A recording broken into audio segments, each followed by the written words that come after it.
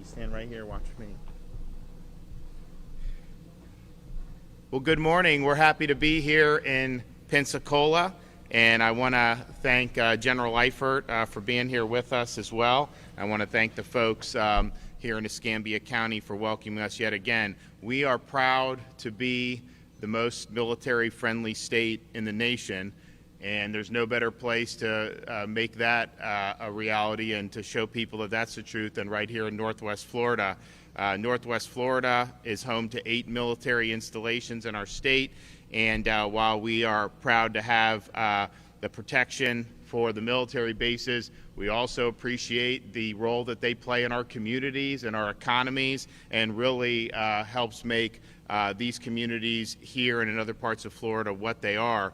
We have over 20 military installations we have throughout Florida is almost $100 billion annual impact, supporting about 1 million jobs. So we're supportive of our installations, our active duty, our veterans, our National Guard, everyone across the board. And so today we're happy to be here to make a couple great announcements. I've been making some announcements about what's going to be in our budget, which we will roll out very soon. And I'm proud to say that this budget is going to have major investments to support Florida's National Guard. In fact, we're recommending more than $100 million to support our National Guard to ensure they have the means necessary to carry out their mission, whether that be the federal functions that they can do overseas, whether that's supporting disaster recovery and relief operations here in Florida. Across the board, when we need help, we have the Guard there for us. So we're going to have $87.5 million to expand the existing Readiness Center in Miramar, and we're going to build 3 new armories across the state of Florida. These armories will house up to 1,500 soldiers once they are complete. We're also going to do $8.9 million for existing armory maintenance and $2.2 million for new headquarters for the National Guard counter-drug program. This program assists law enforcement efforts to reduce the supply of illegal drugs, will continue to fill an unfortunate void left by the Biden administration's open border agenda. And finally, $5.1 million will be earmarked to support Florida National Guardsmen seeking higher education, which will help them support themselves and their families throughout their civilian careers. For our active duty military and veterans, we're going to be proposing $12.2 million in scholarships for children and spouses of deceased or disabled veterans, and $3.6 million to improve base infrastructure and support projects that will keep our military installations among the best in the nation. Now, the National Guard here in Florida has answered the call time and time again. If we go in Bay County and those areas in the Panhandle, we had National Guard supporting that response and recovery mission with a Category 5 hurricane. And we've seen other instances throughout Florida's recent history where the National Guard was on the front lines of those disaster recovery and response efforts. The National Guard logged, since the COVID-19 pandemic hit, has accounted for over 660,000 man days for the Guard, which is basically the same amount that they did when they did the Hurricane Andrew, which was the biggest disaster that we had faced in quite some time. So from the very beginning of the pandemic, where we actually pioneered the drive-through testing down in Broward County, yet other people from the national federal government come down and look, and they mimic that in other parts of the country. We had National Guard involved in going into nursing homes and providing testing and other types of screening to protect our most vulnerable. When it came time to do vaccine distribution, you had National Guard helping out with that response in a very, very big way. And so we appreciate all the effort that's happened over the last year and a half. It's made a huge difference. We also want to make sure that we have the flexibility and the ability needed to respond to events in our state in the most effective way possible. And some of that will require us to be able to have access and be able to use support in ways that are not encumbered by the federal government or don't require federal government. So I'm going to be recommending in the budget $3.5 million to reestablish the Florida State Guard. The Florida State Guard will act as a civilian volunteer force that will have the ability to assist the National Guard in state-specific emergencies. This funding will support the necessary training, equipment, and other support functions for up to 200 members who can aid in the response to hurricanes, natural disasters, and other state emergencies. We want to be able to have a quick response capability, and reestablishing the Florida State Guard will allow civilians from all over the state to be trained in the best emergency response techniques and have the ability to mobilize very, very quickly. And this is something that many other states have utilized, and I think Florida is in the minority of states that has allowed this to go defunct. So we're happy to be able to bring that back, and I think it'll be something that'll be good. I think you have over 20 state guards are recognized right now. So we'll add to that, and I think it'll be really, really important. So as somebody who's a veteran, I really appreciate what everyone who wears the uniform does in the state of Florida. I think that there's very few places that you would rather be doing duty in the state of Florida. You know, our National Guard, for how big our state is, and we're working to expand the personnel, but you know, they carry a big load. I mean, if you look at other states, much less population, their Guard is a larger percentage of their population than we are. So we have a massive state in terms of land, and then we also have a huge population, and we get it done, and we're obviously working to expand the capabilities. But it's been really, really great to see all the hard work. And look, we're really proud of our military installations. We're proud of what communities like this do to support the people who are on active duty and then the people who are veterans. I can tell you, having been in the Navy, you know, they move you around. That's just typical. Once they get that Florida duty station, they usually never relinquish their Florida residency for the rest of their career, even if they're being sent out to the Pacific Northwest, Hawaii, California, you name it. And that's, I think, because people realize it's a great state to be from, particularly as a veteran. And then, of course, many veterans, even if they serve 20 plus years, when they retire, Florida is probably right now the #1 destination for veterans. And so we're happy about that. We think it's well deserved. We are the top state for veterans, and I think we're going to end up continuing to do that going forward. So we're happy with the announcement. I think this is a real robust commitment to our National Guard, particularly to their infrastructure and personnel. And I want to bring up General Jim Eifert, who's our Adjutant General, to say a few things. Thank you, Governor. Good morning. I'm Major General Jim Eifert, the Adjutant General and the commander of the 12,000 soldiers and airmen of the Florida National Guard. First of all, I'd like to recognize the soldiers and the airmen of the Florida National Guard who, for the past nearly 2 years, these hometown heroes have given back to their communities at an unprecedented scale. Your Florida National Guard has worked more days in state response missions in the past 2 years than they've done in the previous 20 years. That's an indication of the commitment and dedication of these great young people serving on the front lines of the COVID-19 pandemic and protecting life and property during times of civil unrest and providing relief and support to our neighbors during natural disasters. On top of that, we have continued supporting our nation's war fight, deploying more than 25,000 Florida Guardsmen in support of federal missions since 9/11. In fact, as I speak, there are more than 1,500 soldiers and airmen deployed overseas supporting national security objectives in places like Iraq, Syria, Kuwait, United Arab Emirates, the Ukraine, and even several hundred on the southwest border of our own country in New Mexico and Texas, assisting with the Customs and Border Patrol mission. But we're only able to accomplish this because we have the support of our families, our fellow citizens, and a governor who understands and advocates tirelessly for our military. Governor DeSantis' budget this year is yet another example of his deep commitment to our Florida National Guard soldiers and airmen.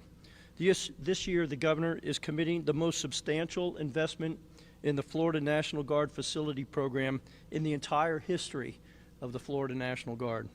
These investments will help us maintain our readiness and hopefully grow our force, enabling us to continue ensuring the safety and security of the citizens of Florida.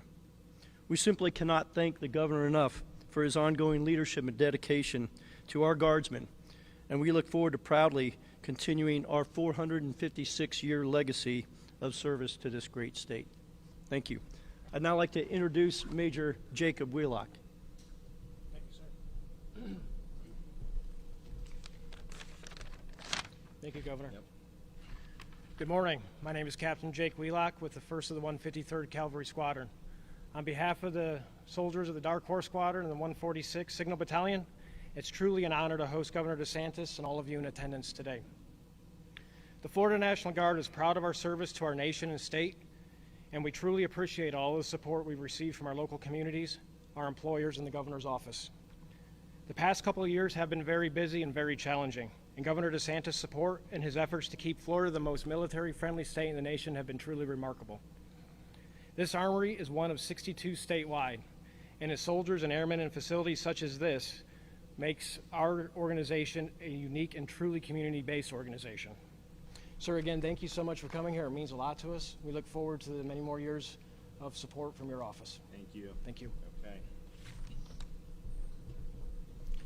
So we're excited about these proposals. We think that they'll go a long way. We think they'll be very, very meaningful, and we're going to continue the momentum of really supporting our military, supporting our veterans, and being good stewards of these installations. So I'm excited. I'm also happy that we have gotten some relief in a court decision against the Biden CMS mandate, which threatened to cause healthcare workers to potentially lose their jobs. I mean, obviously, we created a lot of protections for them with our special session. We were very happy with that. At the same time, you had the federal government holding a sword of Damocles, threatening to take away all Medicare, Medicaid funding from these providers, and that would have been just devastating. And so that is on hold across the country, and that means thousands and thousands of jobs are going to end up being preserved. You look at some of these states that have done the opposite of Florida, that have imposed their own mandates, and you're seeing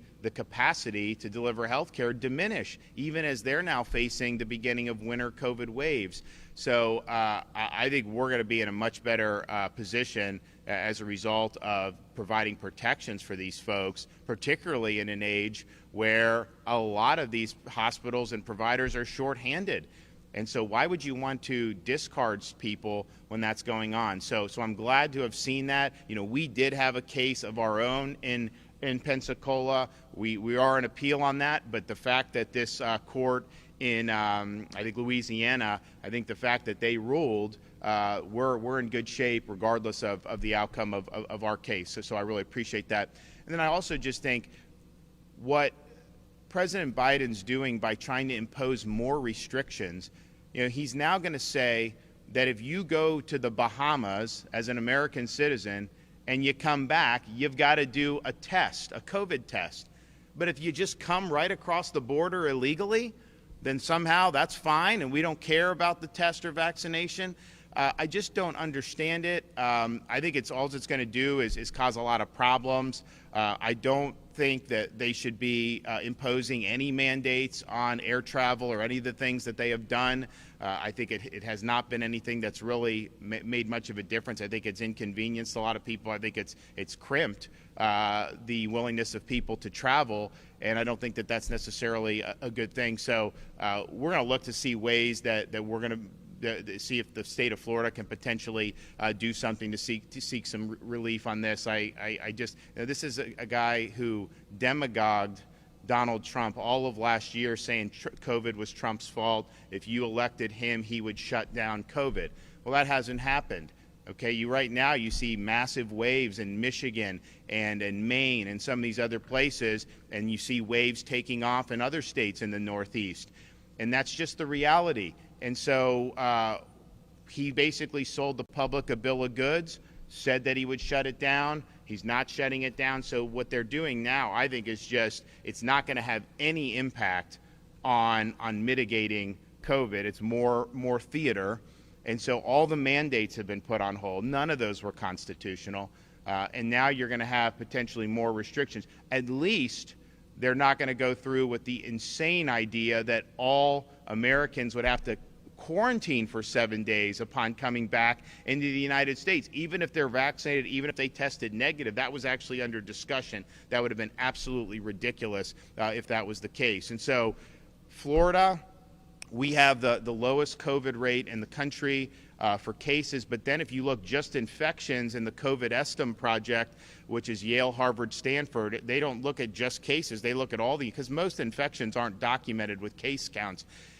They have Florida right now as 1 infection for every 100,000, the lowest in the country, and there's some states that are 120, 130 infections per 100,000. And so, but a lot of those places that have the high infections, they have mandates and they have passports and they have all these things. And so I just think we need to get real here, and we should not be imposing any type of mandates or restrictions on the American people, especially when you don't do that for people that are coming into the country illegally.